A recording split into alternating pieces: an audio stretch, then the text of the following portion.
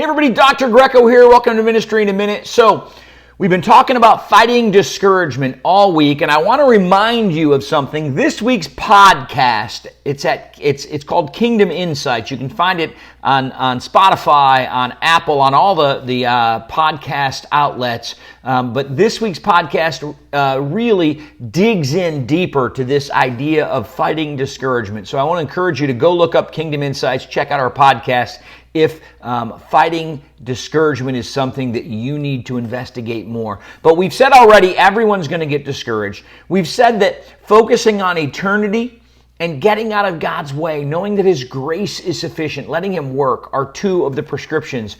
A third is one that anyone who's heard me teach ever at any length knows I'm going to say. Acts chapter 2, verse 42, the basic building blocks of faith: prayer, Bible study, worship, and spending time with other Christians. Yes, other Christians are a solution to our discouragement. And God says in about 100 places that we should love one another, encourage one another, build one another up. 1 Thessalonians 5, encourage one another. Romans, towards the end of Romans, while you still have time, encourage one another.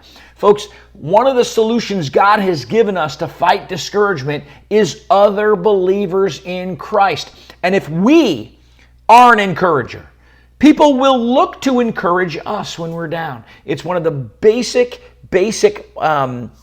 premises of faith, and one of the basic building blocks of our faith is that we need to connect to other believers. And encouragement, fighting discouragement, being built up when we're down is one of the reasons. Think about nature.